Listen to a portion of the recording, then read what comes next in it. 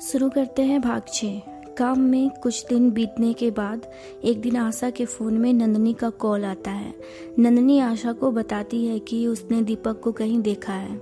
ये बात सुनते ही आशा मेडिकल से दौड़ते हुए जल्दी से नंदनी के घर आ जाती है। नंदनी से मिलने के बाद नंदनी उसे बताती है, मैं एक काम से दूसरे शहर में गई थी तो मुझे वहाँ दीपक दिखा।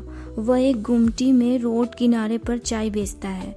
मैं बस में बैठी हुई थी इसलिए उसके पास जा नहीं पाई। उसकी दुकान पर बस स्टैंड के पास है। थोड़ी देर के लिए बस रुकी हुई थी तो मैंने उसे देख लिया। नंदनी की बात सुनते ही आशा अपने मालिक के पास जाकर पैसे मांगकर हड़बड़ी में नंदनी के साथ निकलने लगती है। उसे मालिक उसे ऐसे देखते ही रह जाते हैं। उसी दिन आशा और नंदनी उस शहर में चले आते हैं जहां दीपक था। फिर वे दीपक से मिलते हैं। दीपक आशा को अपने सामने देखकर बड़ी हैरानी से रोने लगता है। आशा अपने भाई को गले से लगा लेती है। उसके बाद उसे डांटते हुए पूछती है, ये तुम माँ बाबूजी को गांव में बीमार छोड़कर यहाँ पर क्यों हो? तुम्हें उनकी देखभाल करनी चाहिए थी ना। दीपक आशा के हाथ को पकड़कर और नंदनी को भी साथ में लेकर एक जगह पर चला आता है। उस जगह की रोड साइड पर एक ज़मीन को दिखाते हुए उन्हें वो कहता है कि मैंने ये छोटी सी ज़मीन खरीदी है। फिर दीपक उन्हें अपने बारे में बताता है, दीदी सेठ ने मुझे पागल खाने में डलवा दिया था। मैंने उसके काम से मना कर दिया और शहर चला गया तो वो हमेशा मुझे परेशान करने लगा था। उसने मेरे पीछे अपने आदमी लगवा दिए थे। मैं शहर में आकर ट्रक चलाया करता था। ट्रक में माल लोड किए हुए को दूसरे शहर के पते पर पहुंचाया करता था। एक दिन मुझे ट्रक में माल पहुंचाने के लिए नए जगह का काम मिला हुआ था जिसमें मुझे पहले से 2 गुना ज़्यादा पैसे मिले। मैं बहुत खुश था कि अब मेरी अच्छे से कमाई होगी। ये सोचकर मैं माल लेकर जा रहा था तब रास्ते में मुझे पुलिस ने रोक लिया। उन्होंने मेरी जानकारी मांगी। फिर ट्रक की चेकिंग की। ट्रक में तो उन्हें कुछ भी नहीं मिला, लेकिन मेरे एक बैग में एक पिस्तौल और ड्रग्स के पैकेट मिले। मुझे उन सब के बारे में कुछ भी खबर नहीं थी। मैं तो बस जब कभी भी माल पहुंचाने जाता तो एक छोटे से बैग में अपने एक जोड़े कपड़े साथ में रखता था, क्योंकि कभी कभी बारिश के वजह से मेरे कपड़े भीग जाते या गंदे हो जाते थे। पुलिस ने मुझसे पूछताछ की। मैं तो अपने आँखों से उन सबको देखकर घबरा चुका था। मैं कुछ भी नहीं जानता था। फिर पुलिस ने तुरंत मुझे लॉकअप में डाल दिया। मुझे 3 महीने के लिए जेल हो गई। उसके बाद जब मैं जेल से बाहर आया तो मैंने एक बड़े से खाद फैक्ट्री में काम ढूंढा। वहाँ पर काम ठीक ठाक ही था, लेकिन रहने के लिए जगह नहीं थी। वहाँ फैक्ट्री में ही सीढ़ी के नीचे एक बहुत छोटे से कमरे में हम बहुत से काम करने वाले 5-6 कोई मिलकर रहते थे। वे भी दूर से आए थे। उनका भी अपना घर नहीं था। वहाँ काम ठीक ठाक ही था। कुछ सप्ताह बीत गए थे। मैंने सोचा कि किराए का छोटा घर लेकर माँ बाबूजी को भी गांव से लाकर साथ रखूंगा। तभी कुछ देर बाद दुकानदार मेरी नज़रों के सामने खड़ा दिखाई पड़ा और पान खाते हुए मुझसे बोला, जेल में मज़ा तो आया ना दीपक बाबू? उसकी बातें मेरी समझ से बाहर थी। तब उसने बताया कि तुम मुझे ठुकराओगे, मेरे यहाँ काम करने से मना करोगे, वो सब करके यहाँ इस शहर में आज़ादी से आराम से रह पाओगे क्या? मैं तुम्हें छोड़ दूंगा। तुम्हारे बैग में पिस्तौल और ड्रग्स मैंने रखवाए थे। जेल से बाहर आकर ठंडाए ना। अब चुपचाप मेरे साथ गांव चलो। उसकी बातों को सुनकर मुझे बहुत गुस्सा आया था, तो मैंने उसे ये धमकी दे दी थी कि अगर उसने हमें परेशान करना नहीं छोड़ा ना तो थाने जाकर मैं कंप्लेन कर दूंगा। उसके बाद मेरी बात सुनकर वो वहाँ से चुपचाप जाने लगा और थोड़ी दूर में पहुँचने के बाद वहाँ काम में लगे एक वर्कर से शायद कुछ कह रहा था। फिर कुछ समय के बाद मुझे लगने लगा कि माँ बाबूजी गांव में अकेले हैं। मैंने इस सेठ को कुछ ज़्यादा ही बोल दिया है। उस चीज़ के लिए मुझे फिक्र हो रही थी। फिर वो दिन बीत गया, रात हो गई। अगले दिन सुबह हुआ तो मैं उठकर बाहर आया तो देखा कि फैक्ट्री की ऑनर मेरे आंखों के सामने खड़ी है और वर्करों की भीड़ लगी हुई है और 5 कुत्ते सामने मरे पड़े हुए हैं। सारे लोगों में खुशुर-फुसुर आवाज़ें आ रही हैं। दरअसल बात ऐसी थी कि रात में किसी ने कुत्तों को बिस्किट फेंककर खिड़की के अंदर भेज दिया था और रात भर उन कुत्तों ने फैक्ट्री के अंदर खूब बर्बादी किया।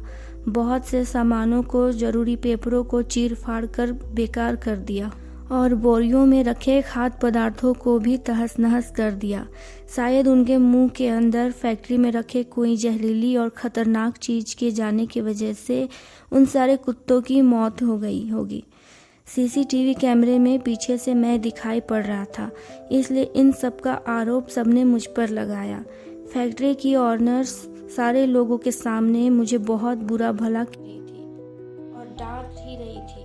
तभी कुछ वर्कर वहाँ ऑनर मैडम के सामने आकर उन्हें बताते हैं कि इस लड़के का दिमाग ठीक नहीं है, इसने पहले भी बहुत से बड़े बड़े कांड किए हैं। अपने पागल दिमाग की वजह से ये पागल खाने से भागकर आया है। हमें इसके गांव के मालिक ने बताया, जब वे इससे मिलने आए थे, इसके घर वाले बहुत बीमार हैं। वो इसकी बहुत फिक्र करते हैं। वे बहुत अच्छे व्यवहार के और भले इंसान हैं। वो इसे अपने साथ लेकर जाना चाहते थे, लेकिन इसने उन्हें धमकी देकर बेइज्जती कर दी। वो जाते जाते हमें अपना फ़ोन नंबर देकर और इस पर ध्यान रखने के लिए कहकर गए हैं। ये सब बातें सुनकर सारे वर्करों ने ऑनर मैडम को पागल खाने से गाड़ी बुलवाने की सलाह देने लगे। मैडम को भी मुझ पर बहुत गुस्सा आ रहा था क्योंकि उनका बहुत नुकसान हो चुका था। तो मैडम ने मेरे गांव से सेठ को बुलवाकर मुझे सौंपने का फैसला किया। सेठ आते ही सबके सामने हमदर्दी दिखाते हुए मुझ पर मैडम से कहने लगा कि मैं पहले से ही इसको लेकर चिंतित था। इसके लिए मैं आपसे माफ़ी मांगता हूँ मैडम। मैडम उसकी चिकनी बातों में आ गई और मेरे काम किए हुए पैसों को सेठ के हाथों में देकर मेरी माँ को देने के लिए कहा। फिर मेरे लिए अलग से पैसे दिए और सेठ से मेरी अच्छे से ट्रीटमेंट करवाने के लिए भी कहा। फैक्ट्री के बाहर आने के बाद सेठ ने मुझे कहा, तुम्हारी आशा अस्पताल में भर्ती है, उसकी हालत गंभीर है, उसने जहर पी ली थी क्योंकि तुम्हारे माँ बाबूजी को संभाल पाना उसके लिए मुश्किल हो गया था। चलो चलो गाड़ी के अंदर बैठो, कहकर वो सामने पान की दुकान में अपने लिए पान बनवाने लगा। मुझे कुछ समझ नहीं आ रहा था तो मैं तुरंत उसके कार में बैठ गया। वो पान की दुकान से मुझे हमदर्दी दिखाने जैसा इशारा कर रहा था, मुझे शांत रहने के लिए। तभी उसके ड्राइवर ने उसके तरफ देखते हुए मुझसे कहा, तुम यहाँ से भाग जाओ, यह आदमी बहुत कमीना है। यह सेठ तुमसे झूठ कह रहा है। तुम्हारी बहन को कुछ नहीं हुआ है। ये तो तुम्हें आशा के बहाने ठग कर गांव में अपने यहाँ वापस काम धंधे के लिए ले जा रहा है, क्योंकि ये किसी को थोड़ा सा भी अच्छा खासा और आगे बढ़ता हुआ नहीं देखना चाहता। अगर तुम इसके यहाँ काम नहीं किए तो लोग इस सेठ को हल्के में ले लेंगे, ऐसा सेठ का मानना है। तुमने फैक्ट्री में सेठ ने ही फंसवाया था। फैक्ट्री के वर्कर में किसी को पैसे देकर तुम्हारे कपड़े पहनकर खिड़की के रास्ते से मांस का टुकड़ा फिकवाकर कुत्तों को अंदर भिजवाया और यहाँ इस फैक्ट्री में सेठ ने ही तुम्हें फंसाया है। तुम जल्दी से यहाँ से भागकर दूसरे शहर में चले जाओ और कमाओ। यह कहते हुए वह मुझे अपना फ़ोन नंबर देकर कहा, तुम अपने माँ बाबा को मत सोचो, मैं हूँ, उन्हें ख्याल रखूँगा। आगे की बातें फ़ोन में करना। सेठ आता हुआ दिखता है। ड्राइवर मुझे कहता है, मैं तुम्हें पकड़ने की कोशिश करूँगा, तुम छुड़ाकर भाग जाना। कहकर आगे की सीट से ही मुझे धक्का मुक्की करने लगा। उसके बाद मैं कार से बाहर गिर गया। ड्राइवर ने मेरी कॉलर पकड़कर मुझे गाड़ी में बिठाने की कोशिश करने की नौटंकी की। इतने में मैं अपने आप को छुड़ाकर वहां से भाग गया। दूसरे शहर में आने के बाद मैं यहाँ पूरे 3 सालों तक जी जान लगाकर काम किया। जो काम मिलता उसी में लग जाता था।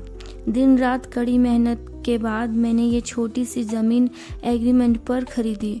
फिर 2 सालों से ये चाय का दुकान यहाँ पर लगाया है। ये छोटी सी मेरी दुकान है। चाय के साथ साथ नाश्ते में भी बहुत कुछ बेचा करता हूँ। बस स्टैंड होने के कारण यहाँ पर मेरी चाय की दुकान जम गई है। सुबह रात तक यहाँ पर लोगों की कमी नहीं होती। मेरी कमाई भी भगवान के कृपा से अच्छी खासी हो जाती है। महीनों में मैं उस ड्राइवर से बातचीत करके माँ बाबा का हाल समाचार पता लगा लेता हूँ और उसके द्वारा उन्हें पैसे वैसे भी भिजवा दिया करता हूँ। उनसे कभी कभी फ़ोन में बात भी हो जाती है। मैंने माँ को अपनी कसम दी है ये सारी बातें अपने बारे में किसी से भी नहीं कहने के लिए, क्योंकि मैं नहीं चाहता था कि सेठ को कहीं से भी मेरे बारे में खबर मिले।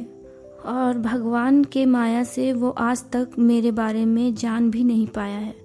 मैं बहुत से पैसे कमाने के लिए अपनी पूरी मेहनत कर रहा हूँ। फिर यहाँ एक छोटा सा घर बनाऊँगा और माँ बाबा को लाकर यहाँ अच्छे से रखूँगा। बस मुझे फिक्र थी तो तुम्हारी दीदी, तुम दिनेश के साथ हमें बिना कुछ बताए कहाँ चली गई थी। मैंने तुम्हें इन 6 सालों में कहाँ नहीं ढूंढा, लेकिन तुम कहीं नहीं मिली। तुम्हारी और दिनेश की कोई खबर नहीं थी, पर मैं हमेशा भगवान से तुम्हारे लिए प्रार्थना करता था कि तुम जहाँ भी हो अच्छे से और खुशी से रह पाओ कहकर। और आज मुझे तुम सही सलामत मिल ही गई। मुझे ऊपर वाले पर बहुत भरोसा है दीदी। जब तुम गई थी तब मैं बहुत छोटा था, कुछ नहीं जानता था और ना ही जल्दी समझता था।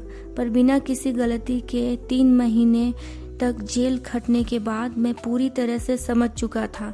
तब मैंने सोचा कि मैं हमेशा अच्छे और सही इंसानों से नज़दीकी रखूँगा और हमेशा सही रास्ते पर चलूँगा।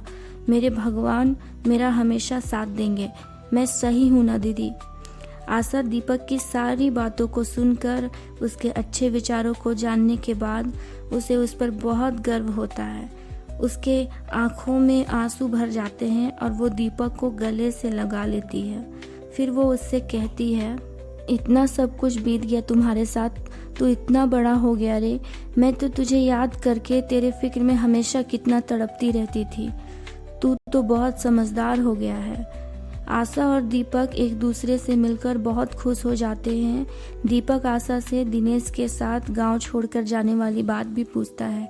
आशा उसे टालते हुए सिर्फ अपने काम और पढ़ाई वाली बात को ही बताती है। दीपक आशा को पढ़ाई करते हुए सुनकर बहुत खुश होता है। उसके बाद दोनों भाई बहन एक दूसरे से समझौता करते हैं कि बीते हुए कल में उनके साथ जो भी हुआ है उसे भूलकर वो अच्छे से आगे बढ़ेंगे और अपने आगे वाली ज़िंदगी को बेहतर बनाने की पूरी कोशिश करेंगे। नंदिनी दोनों भाई बहन का प्यार और सोच देखकर बहुत खुश होती है। फिर वो तीनों मिलकर किसी होटल में खाना वाना खाकर एक दूसरे से अच्छे से बातचीत और जानकारी करने के बाद अपने अपने काम में चले आते हैं। लगभग 1 सप्ताह बीतने के बाद आशा की मालकिन आशा को अपने साथ कहीं जाने के लिए कहती है। आशा का काम इन दिनों बहुत ज़्यादा छूट गया था, इसलिए वो बहुत परेशान हो रही थी, लेकिन अपनी खुद की मालकिन ही कह रही है जाने के लिए। यह सोचकर वो उनसे कहाँ जाना है ये पूछती है। मालकिन कहती है, तुम्हें मेरे साथ एक बहुत बड़े धार्मिक स्थल में चलना होगा। दरअसल मालकिन किसी और के साथ जाना नहीं चाहती। वो आशा को पसंद करती थी और उसके व्यवहार से खुश रहती है, इसलिए वो उसे अपने साथ में लेकर जाना चाहती है। आशा सोचती है भगवान के द्वार पर जाना है। वो खुश हो जाती है और उनके साथ में जाने के लिए मान जाती है। भगवान के दर्शन पूजा पाठ करते और घूमते फिरते 1 महीने निकल जाते हैं। आशा और मालकिन घर आने के बाद बहुत थके हुए होते हैं, तो आराम करने के लिए आशा को मालकिन कुछ दिनों की छुट्टी दे देती है। छुट्टी का एक दिन बीतने के बाद आशा की तबीयत बहुत तेज़ी से बिगड़ जाता है। उसे दिन भर बार उल्टी होने लगता है और तेज़ सर दर्द रहता है। उल्टियाँ करते करते वह थक जाती है और खुद को कमज़ोर महसूस करती है। उसके बाद वो कमरे से निकलकर मेडिकल से उल्टी और सर दर्द की दवाइयाँ लेती है। तभी उसके मालिक उसे देखते ही पूछते हैं, तुम काम पर नहीं आ रही हो क्यों? अब तक थकी हुई हो। आशा उन्हें बताती है कि उल्टियाँ और सर में बहुत तेज दर्द हो रहा है। मालिक उसके हाथों में दवा देखकर ठीक है जाओ कहकर चले जाते हैं। सुबह से आशा कुछ खाई पी भी नहीं होती है। पहले से ही बहुत थकी हुई थी और सुबह से 8-10 बार उल्टियाँ कर करके उसे चक्कर आने लगे थे। वो मेडिकल से बाहर आकर अपने रूम में जाने को सोचती है तो अचानक उसे चक्कर आ जाता है और वो वहीं गिर जाती है। सविता उसे देखते ही उठाकर एक बेड में सुलाती है और उसके चेहरे में पानी का छींटा मारकर उसे उठाते हुए एक गिलास पानी पिलाती है। सविता के पूछने से आशा उसे अपने तबीयत के बारे में सब कुछ बता देती है। सविता उसे ORS का जूस पिलाकर दवा भी देती है। उसके बाद अपने मालिक के कहने पर आशा को थोड़ी देर वहीं पर बेड में आराम करने के लिए कहती है। थोड़ी देर बाद अचानक से मालकिन वहां पहुंच जाती हैं। अपनी माँ को देखते हुए मालिक पूछते हैं, आप यहाँ क्यों आई हो माँ? आप थके हुए हैं, आपको आराम करना चाहिए ना। मालकिन कहती है, मैंने पूरा एक दिन आराम किया, अब मुझे अच्छा लग रहा है बेटा, मैं पूरी तरह से ठीक महसूस कर रही हूँ। वो घर में थोड़ा बोर हो रही थी और बहुत समय से यहाँ अस्पताल की तरफ नहीं आई थी, इसलिए सोचा थोड़ा घूम आऊँ। उसके बाद उनका बेटा किसी काम से कहीं चला जाता है। वो आशा को बगल के कमरे में बेड में लेटे हुए देख लेती है। वो दवा खाने में बैठी हुई थी तो वो वहाँ के स्टाफ से आशा के बारे में पूछती। सविता उन्हें सब कुछ आशा के बारे में बता देती है। फिर मालकिन आशा के पास जाकर उससे कहती है, तुम इतनी बीमार हो गई हो। इतना कहते हुए वो उसके हाथों को पकड़ते हुए उसे अपना ध्यान रखने के लिए कहती है। तभी उन्हें आशा के हाथों में 2 पल्स चलते हुए महसूस होते हैं। वो उसके चेहरे को ध्यान से देखती है। फिर वो आशा से अपने कमरे में जाकर आराम करने के लिए कहती हैं। उसके बाद वो फ़ोन में किसी से बात करने लगती है। 1 घंटे के बाद वो एक लेडी डॉक्टर को लेकर अपने बेटे के साथ आशा के पास उसके कमरे में आती हैं। वो डॉक्टर से आशा की चेकअप करवाती हैं। चेकअप कर लेने के बाद डॉक्टर आशा के कमरे से बाहर आने के बाद उन्हें बताती हैं कि आशा प्रेग्नेंट है। मालकिन डॉक्टर की बात सुनते ही ठीक है कहकर उन्हें इज्जत से जाने के लिए कहती हैं।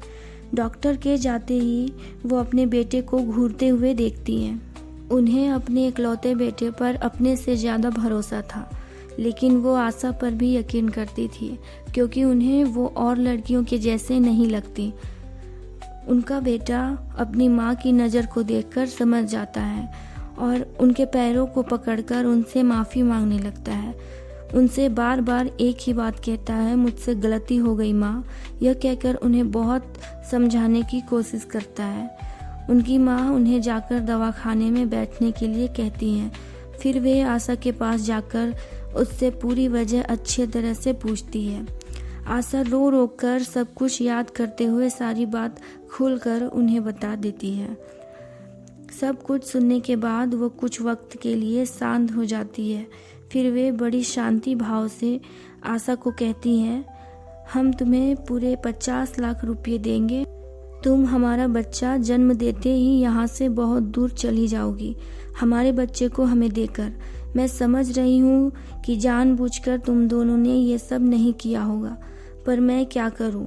कुछ दिनों के बाद मैं तुम्हें एक एग्रीमेंट पेपर दूंगी, तुम वहाँ दस्तखत करोगी। तुम्हारी भावनाओं को मैं समझ सकती हूँ, लेकिन तुम हमेशा के लिए अपनी गरीबी से बाहर निकल सकती हो। जो होना था वो हो गया, अब मैं कुछ भी नहीं कर सकती। मुझे माफ़ करना, मुझे अब तुमसे कोई भी बात नहीं करनी है। इतना कहकर मालकिन वहाँ से चली जाती हैं। आशा को लगता है कि अब मेरे लिए कोई भी रास्ता नहीं है, मैं कुछ भी नहीं कर सकती। यह सोचकर वो शांत रहने लगती है और अपना ध्यान अपने काम पर लगा देती है। उसके बाद वो अपने मालिक से कभी आंख मिलाकर बात तक नहीं करती क्योंकि उसे लगने लगता है कि सब के सब मतलबी हैं। इसी तरह से 3 महीने बीत जाते हैं। आशा के पेट से उसके प्रेगनेंसी के बारे में पता लगने लगता है। उसके मालिक को उसकी ऐसी हालत में काम पर आना अच्छा नहीं लगता, इसलिए वे आशा को अपने कैबिन में बुलवाकर काम के लिए मना करते हैं। आशा को अपना ध्यान रखने के लिए कहते हैं।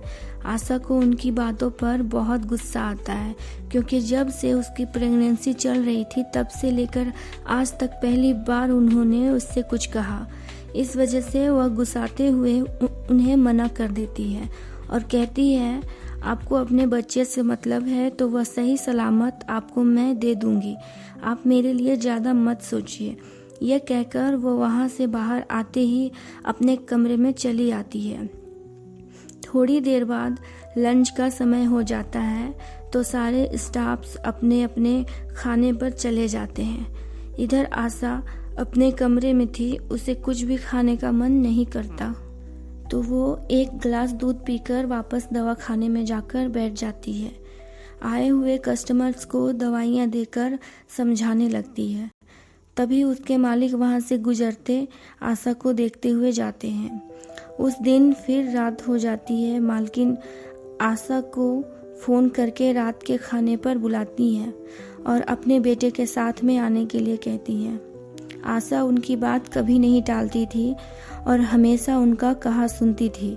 इस वजह से वो मालिक से कहती है, आप जाइए, मैं मेडिकल को अच्छे से बंद करवा कर आ जाऊंगी। ऐसा बोलकर वो मन ही मन सोच रही होती है, दोपहर में मैंने इन्हें कुछ ज़्यादा ही बोल दिया था। मुझे वैसे कुछ भी शब्द नहीं बोलने थे, क्योंकि कुछ भी बोलने से क्या फ़ायदा और क्या मतलब है, वो मेरा क्यों सोचेंगे। वो अपने जगह पर सही है।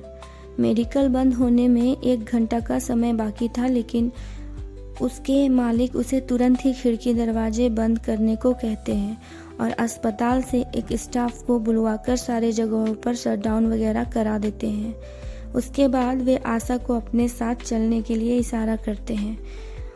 वो तो कोई भी फालतू के नखरे करना ही नहीं चाहती थी, लेकिन उसे पता नहीं क्यों उसके पांव ग्रिल वाले गली से बाहर आना ही नहीं चाहते थे। वो वहीं पर खड़ी रहती है। उसके मालिक 3-4 बार उसे आवाज़ देते हैं, पर वो उन्हें बस देखती रहती है।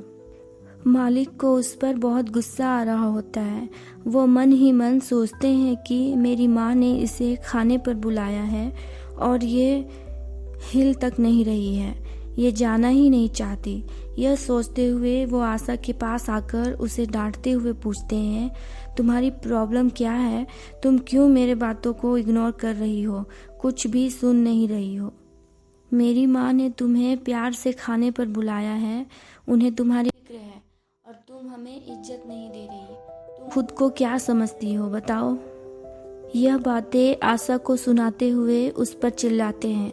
आशा उनसे डरती तो बहुत है, लेकिन उस वक्त रोते हुए उनसे सिर्फ इतना कहती है, आपकी माँ और आपको अपने बच्चे की फिक्र है, इसलिए आप लोग मुझे इज्जत देकर और मेरे बारे में अच्छा सोचकर ज़्यादा कुछ करने की कोशिश कर रहे हैं। मेरे लिए ज़्यादा सोचकर परेशान होने की कोई ज़रूरत नहीं है। आप जाइए, अगर खाना ही खिलाना है तो कल से किसी से मेरे रूम में रखवा दीजिएगा, मैं खा लूँगी। आखिर अब और 4-5 महीने ही बचे हुए हैं, उसके बाद तो एग्रीमेंट के मुताबिक मैं चली ही जाऊंगी, तो ज़्यादा कुछ करने से क्या फ़ायदा। इतना कहते हुए वो अपने कमरे में चली आती है। कुछ देर के बाद आशा के कमरे में एक नौकर से उसकी मालकिन तरह तरह के स्वादिष्ट खाने भिजवा देती है। नौकर आशा को खाना खाने के लिए कहकर बाहर से ग्रिल बंद करके वापस चला जाता है। आशा ने दोपहर से सिर्फ 1 गिलास दूध ही पिया था, इसलिए सारे गरम गरम खाने, खीर, पूरी, सब्जी, चटनी, सलाद, पापड़, अचार, दही, जूस, सभी चीज़ों को देखकर उसकी भूख बहुत तेज बढ़ जाती है और वो मन भर खाती है। अगले दिन मालकिन उसके कमरे में आती है और उससे कहती है, अब हम तुम्हें ऐसी हालत में अकेले यहाँ नहीं छोड़ सकते हैं, क्योंकि हमें हमारा बच्चा हेल्दी और स्ट्रॉन्ग चाहिए। तो तुम्हें बच्चे के आने तक हमारे साथ हमारे यहाँ रहना होगा। यह कहते हुए अपने साथ आए नौकर से रूम तैयार करने के लिए कहती है।